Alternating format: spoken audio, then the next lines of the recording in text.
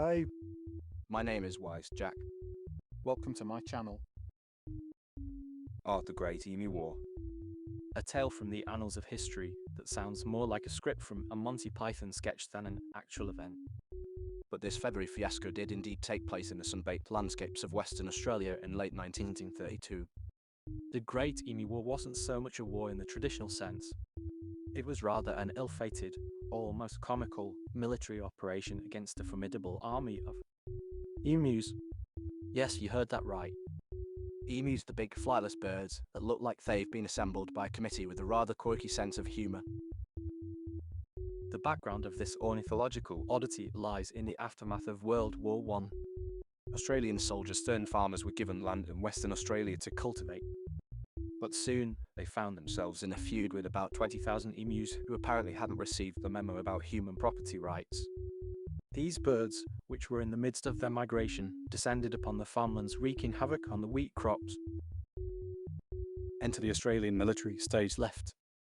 In November 1932, the government, in what can only be described as a moment of either sheer brilliance or head-scratching bewilderment, decided to deploy soldiers armed with Lewis guns, A machine gun that had seen action in World War I to solve the emu problem.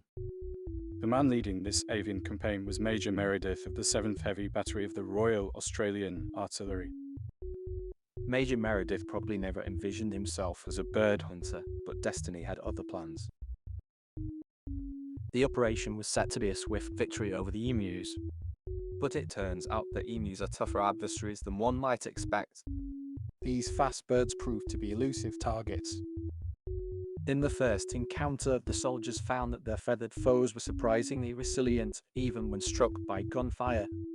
It was as if the emus had attended some sort of commando training camp, learning evasive maneuvers and guerrilla tactics. To add to the military's woes, the emus employed what can only be described as guerrilla warfare techniques. They would scatter in small groups, making them difficult targets for the soldiers and their machine guns. One report from the troops noted how a single emu could take multiple bullets but keep running with the tenacity of a feathered terminator.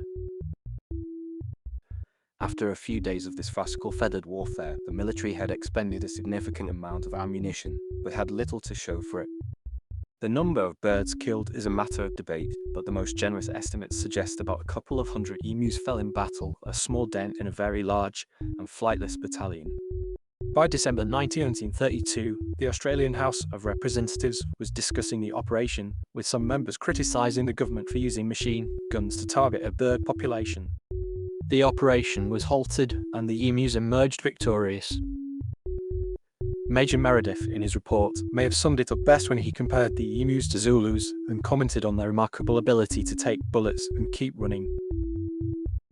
In the end, the Great Emu War served as a bizarre but important lesson. Never underestimate your opponent, especially if it's a 6-foot-tall bird with a knack for survival.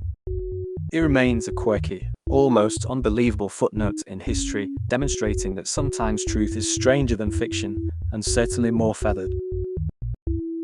That is all, folks. See you next time.